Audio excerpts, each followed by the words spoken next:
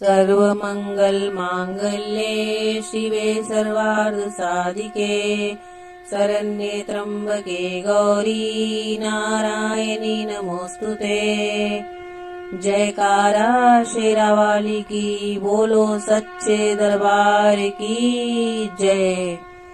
या देवी सर्वभूतेषु शक्तिरूपेण संस्थिता, नमस्तस्यै नमस्तस्यै नमस्तस्यै नमो नमः। या देवी सर्वभूतेषु लक्ष्मीरूपेण संस्थिता, नमस्तस्यै नमस्तस्यै नमस्तस्यै नमो नमः। या देवी सर्वभूतेषु शान्तिरूपेण संस्थिता, नमस्तस्यै नमस्तस्यै नमस्तस्यै नमो नमः। नमस्कार दोस्तों, आज मैं आपके लिए लेकर आई हूँ चैत्र नवरात्रि की कथा और उसका महत्व। आप सभी के मन में जानने की इच्छा होगी कि चैत्र नवरात्रि क्यों मनाते हैं। दोस्तों, अगर आपको ये पूरी जानकारी चाहिए तो आप इस वीडियो के अंत तक बने रहें। नवरात्रि शुरू होते ही भारत के सभी मंदिरों में नवरात्रि की धूम देखने को मिलती है। वैसे तो साल में 2 बार नवरात्रि आती है, एक चैत्र नवरात्रि और दूसरा शारदीय नवरात्रि। दोनों ही नवरात्रि में माता के 9 रूपों की पूजा की जाती है, जबकि इस नवरात्रि के 9वें दिन को भगवान श्री राम के जन्म के रूप में भी मनाया जाता है। तो आइए कथा की शुरुआत करते हैं। कथाओं के अनुसार चैत्र नवरात्रि में देवी दुर्गा का अवतरण हुआ। कई बार लोगों को यह तो पता होता है कि शारदीय नवरात्रि का पर्व क्यों मनाया जाता है, मगर चैत्र नवरात्रि मनाने के पीछे की क्या वजह है यह बहुत कम लोग ही जानते हैं। आज हम आपको बताएंगे कि आखिर चैत्र नवरात्रि का क्या महत्व है और यह पर्व आखिर क्यों मनाया जाता है, इसके पीछे की क्या कहानी है। कथाओं के अनुसार चैत्र नवरात्रि में देवी दुर्गा का अवतरण हुआ था। दरअसल ब्रह्मा जी का वरदान प्राप्त कर दैत्यराज महिषासुर ने नरक का विस्तार स्वर्ग तक कर लिया था। दानवों के आक्रमण और दुराचार की वजह से देवी देवता भी परेशान रहने लगे थे। एक वक्त ऐसा भी आया जब महिषासुर की सेना ने देवताओं के राजा इंद्र की सेना पर विजय हासिल कर उनका सिंहासन ही छीन लिया। महिषासुर के इस दुस्साहस के कारण भगवान शंकर और भगवान विष्णु अति क्रोधित हुए और तब महिषासुर का अंत करने के लिए देवी शक्ति को जन्म देने का विचार बनाया। देवताओं की सभा लगी और निर्णय लिया गया कि सभी देवी देवताओं के तेज से एक ऐसी देवी को उत्पन्न किया जाएगा जो महिषासुर ही नहीं बल्कि और भी कई असुरों का नाश करेंगी। ऐसे में भगवान शंकर के तेज से देवी का मुख, भगवान विष्णु के तेज से देवी की भुजाएं, यमराज के तेज से देवी के बाल, चंद्रमा के तेज से देवी के स्तन और ब्रह्मा जी के तेज से देवी के चरण बने। केवल अपना तेज ही नहीं, देवी देवताओं ने अपने शस्त्रों को भी देवी को अर्पित किया, जिसकी मदद से देवी ने महिषासुर का वध किया। देवी और महिषासुर की लड़ाई 9 दिन तक चली। देवी के भव्य स्वरूप को देखकर ही महिषासुर भयभीत हो गया था, मगर उसने डर कर अपने अस्त्र शस्त्र नहीं त्यागे और अपनी लाखों सैनिकों की सेना लेकर देवी युद्ध करने पहुंच गया। देवी ने भी महिषासुर के भेजे सभी असुरों को परास्त कर दिया। इसके बाद बारी आई महिषासुर की और फिर माता ने उसे भी नहीं छोड़ा और उसका अंत कर दिया। यह नवरात्रि का अंतिम दिन था, यानी अपने अवतरण के 9वें दिन ने असुर का अंत किया और तब से चैत्र नवरात्रि का पर्व मनाया जाने लगा। एक दूसरे कथा के अनुसार एक नगर में एक ब्राह्मण रहते थे। वह माँ भगवती दुर्गा के परम भक्त थे।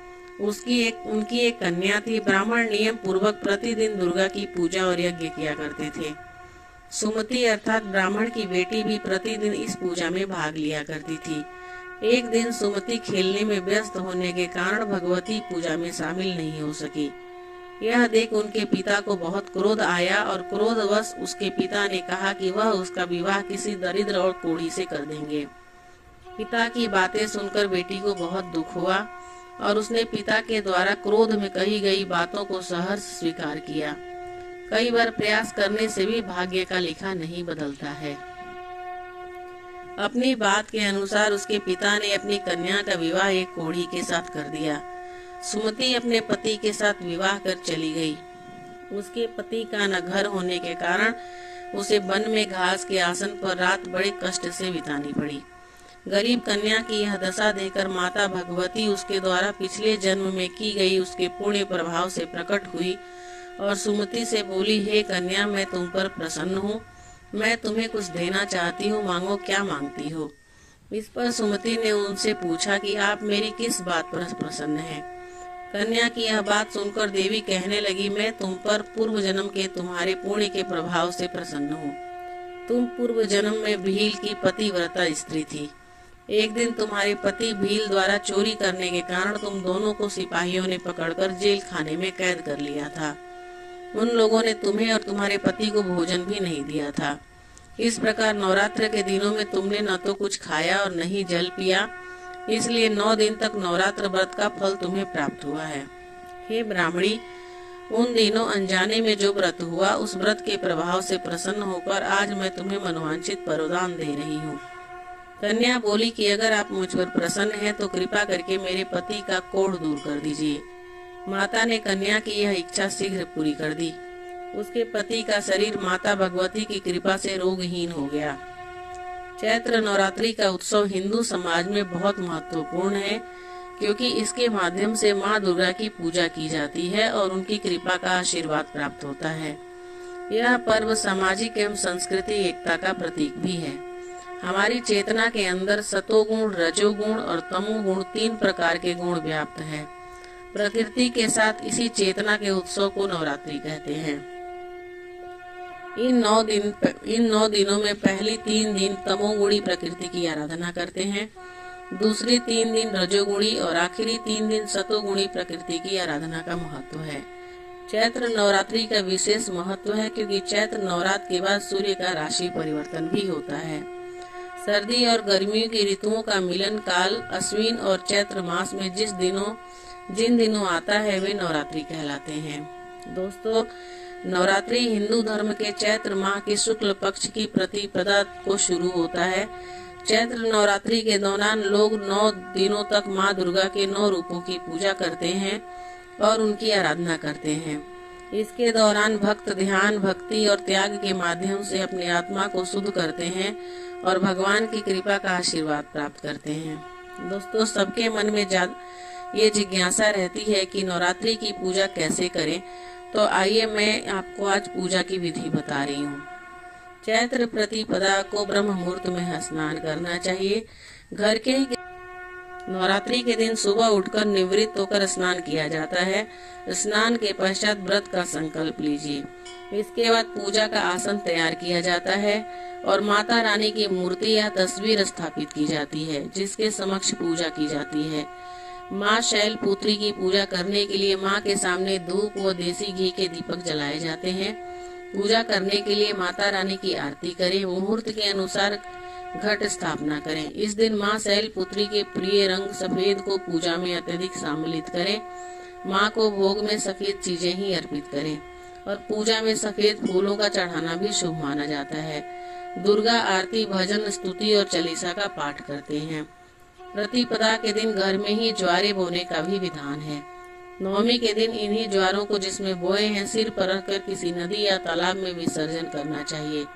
अष्टमी तथा नवमी महातिथि मानी जाती है। इन दोनों दिनों पारायण के बाद हवन करें, फिर यथाशक्ति कन्याओं को भोजन कराना चाहिए। तो दोस्तों, चैत्र नवरात्रि की कथा, महत्व और पूजा विधि आपको कैसी लगी, मुझे कमेंट करके जरूर बताइएगा। अगर आपको मेरी दी हुई जानकारी अच्छी लगे और अगर आप मेरे चैनल पे नए हैं और अभी तक सब्सक्राइब नहीं किया है तो मेरे चैनल को सब्सक्राइब कर लीजिए, ताकि मैं जब भी कोई वीडियो डालूं आपके पास नोटिफिकेशन जाए, आप मेरी वीडियो को देख पाएं और सुन पाएं। धन्यवाद।